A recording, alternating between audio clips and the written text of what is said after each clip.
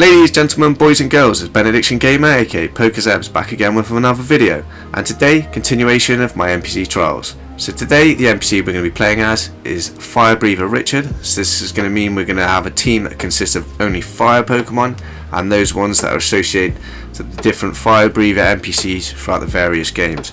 So far that's only 4, which will be Charmeleon, Flareon, Growlithe and Camerupt. Now obviously Growlithe and Charmeleon will be evolving, so I've also gone to the liberty of associating 2 others that I think would fit into Firebreather teams, that being Pyroar and Cinderace. So they're going to be additional 2 we can run.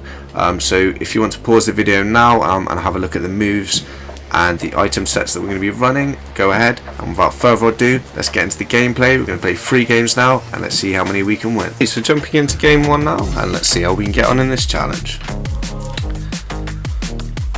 So pretty good results in the last few, actually, to be fair. It started off not so great in these NPC challenges, a little bit hard to be fair, but probably started off with a few of the harder ones. So we're coming into some better compositions now, a little bit more bulky, especially compared to such things as the bug, but we're going to see how this game plan goes down now.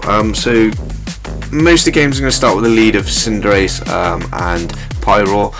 Pyroar has the ability to put a defensive terrestrialization up as a normal type, but it's also offensive because it's going to boost the hyper voice, which is pretty decent, put out nice chip damage onto 2 enemies at the same time.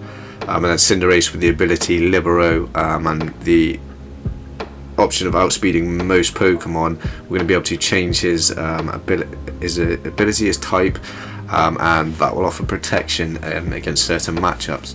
So I'm thinking these are probably the best 2 leads we have. So it's what we're going to start with, and we'll see how the game plan evolves from there. So we'll see. We're going to go for a Sword Dance now. One, because it gives us the defensive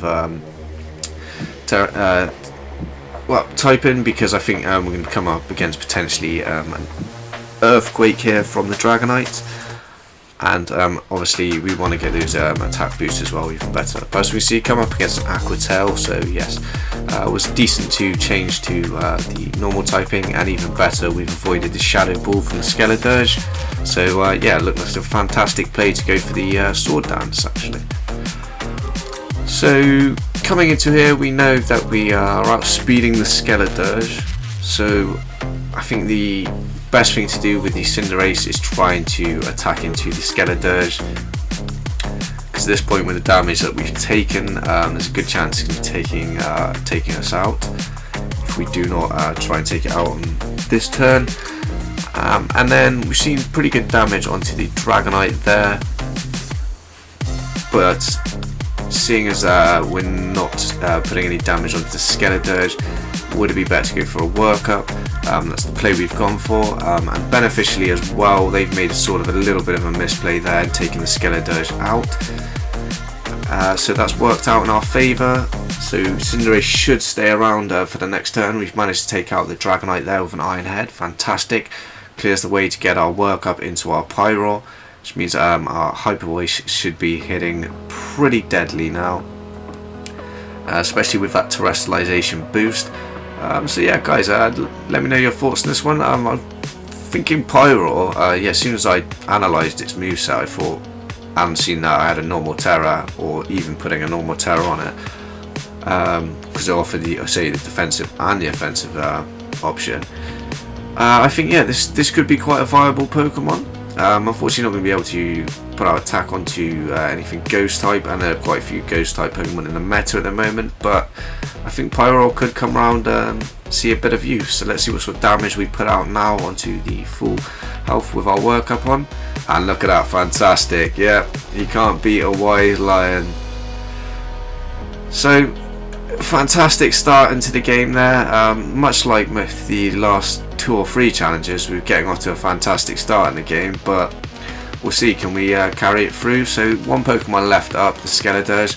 We've managed to get a attack boost, double attack boost onto the Cinderace, and singular special attack boost onto the Pyroar. So we know we should be hitting pretty good damage now. I'm thinking that an attack from both of them, as long as neither one of them goes down here, we should have the turn finished up. Well, the game finished up in this turn, should I say. And yeah, be a fantastic start to this Firebreather challenge. The NPC challenge, we're turning it around. We're starting to do well now, guys. And I think, yeah, based off this game, it looks a fairly viable strat. Unfortunately, there we see left them on 1 health. Hyper voice, you can't hyper voice me. I'm the king of hyper voice. You don't come for the wise lion. The wise lion comes for you, my friend. I am the one who knocks. So, anything now will get the job done. Because they hyper voiced me, I wanted to retaliate with a hyper voice, but they wouldn't allow me. The battle was cancelled. But great start. Game 1 victory. Let's get into game 2 now and see how we did. And so, jumping into game 2 now. Can we continue the streak? Can we go 3 from 3, much like the Swimmer Girl challenge? Whew. We'll see. Only time will tell. Normally we're not that lucky, but we'll see. So looking in this matchup, yeah, so it's a good questionable one. Meowscarada, we know we should be able to put out a reasonable bit of damage on that. Not too worried about the flower trick. Yeah, no, it shouldn't be putting out too much damage to myself. If I terrestrialize, maybe, yeah, this may be an issue. Potentially would be a bit of a problem. But we shall see. We'll see what plays they go for, and if it's going to cause us any issues. So I think we go for extreme speed onto the Meowscarada, try and get a little bit of chip damage in there, just in case it's sashed. I say previously I've encountered a lot of Meowscaradas that are sashed, so always like to try and break it if I can. And we see they've gone for a terrestrialization onto the it's not Meowscarada, it's a Mousehold, onto the Mousehold immediately. And yeah, so I've gone up from mine onto the Pyro, like similar. Let's try and get our Hyper Voice in there. And so extreme speed there off the bat, fantastic. Guys, let me know your thoughts as well. What are your thoughts on the Pyro Shiny? For me, I didn't rate it at first, but after using it a little bit, I'm in love with it. It's actually one of my favourite shinies. I think it looks really nice in game. I definitely need to catch me a female one as well, so I've got a male and female pair. That would be nice. But right, let's see where it goes. So coming in with a King Gambit now, slightly questionable. We'll be putting good damage into it, and also if you're running the I believe it's Supreme Overlord is the name of the ability. If you're running that one, you probably want to save it nearer the end of the field to gain the full bonus, but we'll see. Population Bomb, absolutely disgusting attack. Managed to get the 10 hits in there, but Invisible Focus Sash, yeah buddy, you're doing your work. So Arcanine's in there with 2 health, so it's fantastic. We should be able to at least get an extreme speed off, get some nice little bit of chip damage. I don't think it's going to be enough to finish off the Mousehold, but at least it can be something to be done before it leaves the field. But we see we've backed out with the Mousehold there, so this could potentially actually give us a free turn just to put some chip damage onto the Baxcalibur if we are outspeeding. Yep, and we are outspeeding the King Gambit, and the Flamethrower has gone and got the finish as well, so that's fantastic. Pyro, I am absolutely loving you at the moment. I say I don't know if it's just these games, guys, or whether Pyro has actually generally got some viability. We think it needs to be tested more, because I'm kind of liking this Pyro build at the moment. So we haven't had to use Protect thus far, but the other 3 moves we have seen showcased so far, and I think to fairly good effect. So let's see, I say still got the chance to get a little bit more chip damage with the Arcanine, but unfortunately the Protect coming up onto the Meowscarada, which is going to put us in a bit of a awkward position, not got that chip damage that we've wanted. I'm probably going to take a little bit of damage on the head now if Baxcalibur has chosen to go for the Arcanine, and that will be the end of my Arcanine, but we'll see how this one goes. So Hyper Voice there, very nice bit of damage onto the pair. One Baxcalibur, should we say. Earthquake coming in there, so yeah, nice bit of damage onto the Pyroar, but we still got a reasonable bit to stay in there with, and that's yeah, nice bit of the defensive terror coming into work there. And now we're going to come onto the field with Cinderace. At this point I was fairly confident that Cinderace is outspeeding Meowscarada. So we're going to come in here now, and I think we're going to go through what is the most viable type that we can change to when playing up against the Baxcalibur, but unfortunately Pyroar there coming down, they've doubled up into it. So unfortunately the Wise Lion has come down this time, but he's managed to put in a decent bit of damage during the game, and you know, we can't really fault it. So coming in there with a high jump kick, I think, yeah, say switching to the fighting type I think was probably the best one to go for in this position. I think that way Baxcalibur is probably doing the least amount of damage. Equally taking less damage if the Mousehold now comes in with his disgusting population bomb. But now coming with a big bad man himself, Charizard, and let's hopefully we can get this game finished. Hopefully we'll go 2 attacks here, get the job done. So Dragon Pulse into the Baxcalibur from Charizard, and an Iron Head from Cinderace, because I believe Iron Head's going to be the most accurate of moves. I'm running wide lens, so both Pyro Ball and High Jump Kick should be hitting pretty much most of the time, but let's not risk these things and shore it up. I think Iron Head's going to be doing enough damage for us, so let's go for that move. And as we see, managed to get the Baxcalibur off the field there with the Dragon Pulse, so just this Mousehold left to deal with, because they're trying to cheese themselves out with a Protect. I'm not sure what it would have ever done for them, but either way, coming in with Iron Head now, the game's done. That's 2 from 2. We're maybe going for 100% win rate here. And it may be due to the Wise Lion and his rabbit friend. So let's keep it going. Can we keep this streak going into the game 3 now? And let's see how we get on. So coming up again, reasonably favourable matchup, but unfortunately, so I should add to this one, I actually forgot that I was loaded into a game during this one, so I hadn't actually picked the 4 Pokemon that I was going to use in battle, and I had no idea what was about to come out. So this is this game, guys. So there's a Flareon Arcanine is going to be my lead this time. It's not too bad. We've managed to get an Intimidate off, which is going to drop any attack from Scizor. It's lowering the Bullet Punch essentially. So we know we haven't got to worry about that priority so much. We shouldn't be taking as much gym damage. And then we can put out pretty much some good damage to it. Question, did it know Protect at this point? And then obviously yeah, coming up against the, is it Iron Moth, guys? No, this is right, we'll remember at the end of the video. I always forget the names again. It wouldn't be a PokéXebz video if I didn't forget a Pokemon's name. And so Terrestrialization straight up, he's gone into Ghost Terror. Yeah, could be a little bit awkward for me because now I can't use my Pyroar, but so I'm not sure if it's on the field. So we'll take a U-turn there, not too much damage taken, which is nice. Moth is off the field, and we can continue. And so we can see what they're bringing out now. So Tyranitar, this could be an issue for us. They come in with Earthquake or Rock Slide. Either of the two could yeah, both be detrimental to our team. But we'll see how we get on.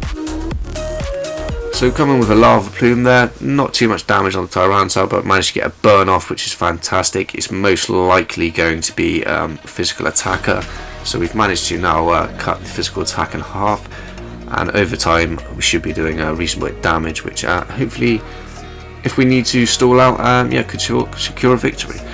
So at this point, questioning was the better play to go for. Do we Will-O-Wisp into Sizzle, ensure that we're cutting the damage even further, shore things up for myself, or do we go, let's go for a defensive and offensive Terra. It's going to shore things up for Flareon, and hopefully we're going to be putting out decent damage with this Terra Blast now onto the Tyranitar. We see they've switched out, which is questionable. I'm not sure I would have gone for it. I question what moves they're also running on the Sizzle. It would seem as if they're not running a Bullet Punch, which to me is semi-ludicrous. Because as we've seen, in a lot of games recently featured in my MC trials, we see priority moves. They're worth their weight in gold for sure. But let's see, coming with a Flare Bits now onto the Lycanroc. It's not very effective, but good damage. And again, we've managed to get a burn, so this game is going very well from us. Another physical attacker that's going to have his attack stat halved, and it's going to be taking damage over time. So let's see what this Terra Blast can do. And very, very good damage. So we know Tyranitar, I think based off the burn damage it's going to be taking, probably it's got a remaining four turns maximum. Obviously we're going to want to be able to take it out before then, but just good knowledge to know in the back of the head. Looking from the burn tick there though, could actually potentially be 5. Alright, so we've seen good damage from the Terra Blast there, so let's try and switch up and go onto the Lycanroc. We know, as I say, we've got the burn onto the Tyranitar, so we know we should be putting a little bit of tick damage over time. And hopefully we can come in with the Arcanine. So, extreme speed, hopefully do enough damage, but at this point I'm thinking maybe we save the extreme speed for later on, or come back in with an Intimidate will also be useful. So we're going to save the Arcanine for now, switch into Rupture my Camerupt. Oh, what a beautiful shiny that is. Right, so coming in with the Terra Blast now, so we take a Rock Slide there, but not an awful lot of damage. The defensive Terra has really done its job there, and switching into Camerupt really paid dividends, because being rock type, it's not taking too much damage there either. But Ice Punch has now come in, and the Terra has now failed us. Unfortunate, but we managed to do our job. The Terra came up, we put in 2 big hits onto the enemy, managed to wipe one of them out, and put one of them into a very good, very near death state. So moving on, pretty confident. Could we be going free here? And which Pokemon is best to switch into? Do we go to Cinderace, which I believe is going to be winning the speed matchup, or do we come in Arcanine now and make sure that we can lower potentially whatever else is coming into the field, lower that if that's an attacker?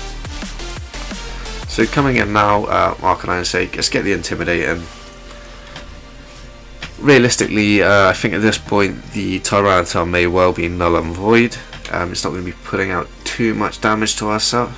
So we could be looking to focus into any slot other than Tyranitar, but also we know that we've got a Rock Slide on the Camerupt, so I think we're going to be focusing into the Moth slot, and then let's go with a Rock Slide here, and hopefully that's going to give us enough chip damage that it's either in tick range for the burn, or we've just done enough damage in general to get the knockout.